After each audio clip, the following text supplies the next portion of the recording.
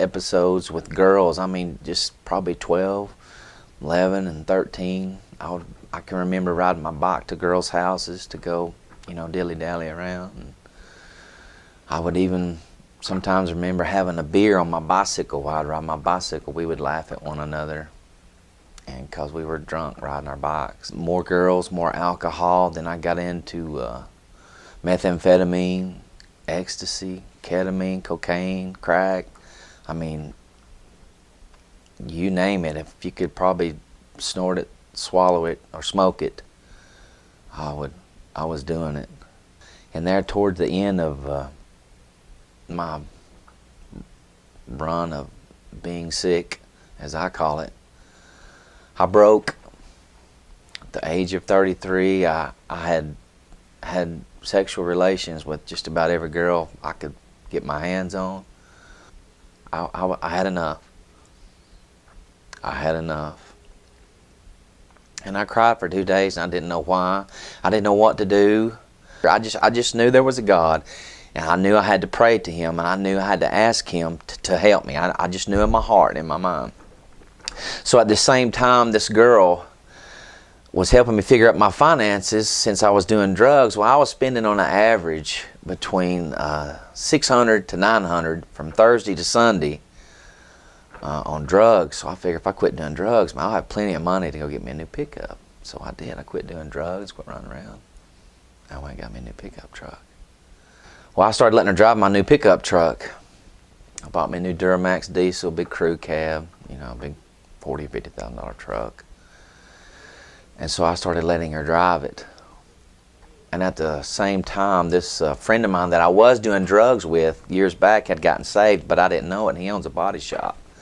So I was letting her drive my truck, and she came home. She said, "I wrecked your truck today." Of course, I flew off the deep end immediately. I wanted to go reach for a beer and some drugs to drown out the emotions. Instead, I went to my buddy's body shop. I was going to get high and then let him fix my truck. Well, he said, "James," I said, let's roll one, I said, let's see what you can do to fix my truck. And he just started laughing at me. I said, "It's not funny." And Jason Gilbert is his name. His dad's a pastor in my church. And he whoops out a Bible. He said, "We're not going to get high." He said, "Here's a Bible." He said, we're going to get high on Jesus. I thought, man, you've lost it. So I left. That really spooked me. I left because I just didn't want to hear about Jesus, okay? So that bared down on my mind. My truck still wasn't fixed, so I came back the next week. I say, "I need my truck fixed." Jason says, "Let me tell you what." He said, "There's a men's encounter. It's a place where you go, spend Friday to Sunday. People teach you about God and about His love and mercy, and people that are lost can go here and find help." He said, "I tell you what, if you go," he says, I forget how much it was. He said, "I'll pay for you to go." He said, "And if it don't work out, I'll give you the money back." So I went. The first day we came in, it was just worship. There was a lot of worship going on and screaming. I didn't know, And I had a guy come over. He said, "Just let go." I was always at top. I would want to hide and sit in the back of the room. I had this big knot in my throat, and I didn't know what it was. And then my buddy Jason, it's hard because I still remember it. He came back. He says, "Man, I love you." I hadn't had a lot of guys tell me they love me. I said, "What do you mean?" He says, "Man, I love you. I just love you." He said, "I'm glad you're here." He said, "God wants to love you."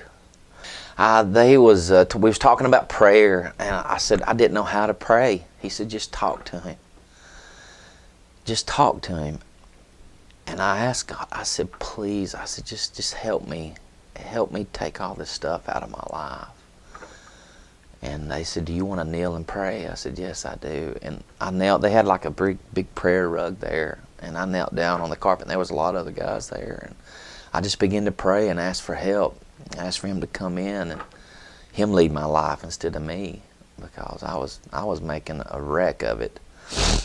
And I just felt this just like a dump truck was lifted off my shoulders. It's hard for me to talk about love, but I could just feel the love, man. The Spirit was all over me. And I could just feel it. It's hard to explain when you live in such filth for a long period of time. And I was a changed man. And still to this day, I've been clean since I was 33. And I haven't turned back. God has truly blessed me, pulled me out of the fire, I guess you might say. If I was a young student today, I would seek God out the best I could. I would find all the Christian friends that I could, find me a good church, and just rely on Him every day. Not my friends, but rely on God, and He'll lead the way. Because when I led the way, I made a mess of things, big mess. And I think today, a lot of the things, I don't really want to talk about on camera, but I think God wants to make my mess His message. And for the youth today, man, to just be strong in God. How great the love of Jesus Christ.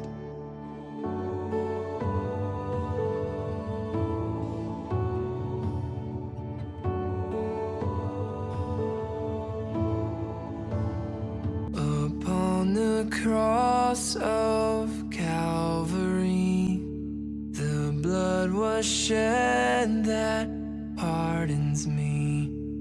No longer bound